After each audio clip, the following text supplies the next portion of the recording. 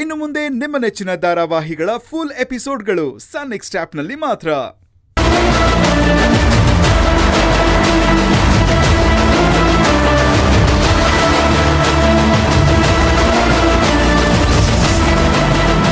Sir, ಇಲ್ಲಿ competition ಸಖತ್ ಮಜವಾಗಿದೆ.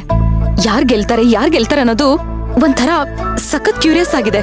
ನೀವ್ ಇರ್ಬೇಕಾಗಿತ್ತು, ಮಿಸ್ ಮಾಡ್ಕೊಂಡ್ರಿ. ಹೋಗಿ ಸರ್. ಅಫ್ಕೋರ್ಸ್ ನಮ್ ಪೂಜಾನೆ ಗೆಲ್ಲೋದು. ನಾನ್ ಹೇಳ್ದೆ ತಾನೆ, ಅದ್ರಲ್ಲಿ ಯಾವ ಚೇಂಜಸ್ಸು ಇಲ್ಲ, ಅಷ್ಟು ಗ್ಯಾರಂಟಿ ಇದೆ ನನಗೆ.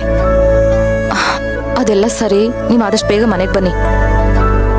ಏನ ಬೇಗ ಬರ್ಬೇಕು ಅಂತಂದ್ರೆ ಮುತ್ ಕೊಡ್ಬೇಕಾ?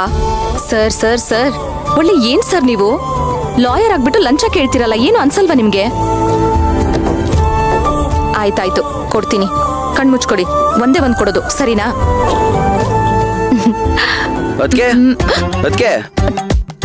ಅಯ್ಯೋ ಸರ್, ಅಶ್ವಿನ್ ಬಂದ. ಸಾರಿ, ಆಮೇಲೆ ಕೊಡ್ತೀನಿ. ಬಾಯ್. ಬಾ ಅಶ್ವಿನ್. ಅದಕ್ಕೆ ಆ ಪ್ರಿಯಾಗೂ ಯಶೋದತ್ತೆಗೂ ಸರ್ಯಾಗಿ ಚಳ್ಳೆಣ್ಣು ತಿನ್ಸ್ಬಿಟ್ಟೆ. ನಮ್ಗೆ ಅಮರ್ಸಕ್ ನೋಡಿದ್ರೆ ಬಿಟ್ಬಿಡ್ತೀನಾ? ಹೇಮಾರ್ಸಕ್ ನೋಡಿದ್ರಾ? ಆ ಪ್ರಿಯಾ ಅಷ್ಟೊಂದು ಕಾನ್ಫಿಡೆಂಟ್ ಆಗಿ ಗೆಲ್ತೀನಿ ಅಂತಿದ್ಲಲ್ಲ, ಅದಕ್ಕೆ ರೀಸನ್ ಏನ್ ಗೊತ್ತಾ? ಏನು? ಹೋಟ್ಲು.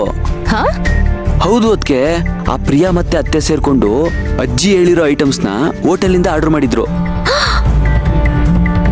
ಕೊನೆಗೋಳ್ ಬುದ್ಧಿನ ತೋರ್ಸ್ಬಿಟ್ಲು ನೋಡು. ಯಶೋದತ್ತೆ ಅದಕ್ಕೆ ಹಗ್ಗ ಕಟ್ಟಿ ಮೇಲೂ ಕಳ್ಸೋದಂತೆ, ಪ್ರಿಯಾ ಅದನ್ನ ತಗೊಂಡು ನಾನೇ ಮಾಡಿದ್ದು ಅಂತ ಸ್ಕೋಪ್ ತಗೊಳ್ಳೋದಂತೆ. ಇದು ಅವ್ರ ಪ್ಲಾನು.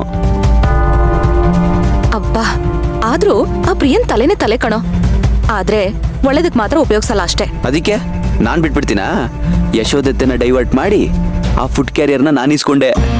ಆ ಊಟನೆಲ್ಲ ಕೆಲ್ಸದವ್ರು ಕೊಟ್ಟು ಡಬ್ಬಿ ತುಂಬಾ ಕಲ್ ತುಂಬ ಕಳ್ಸಿದೀನಿ.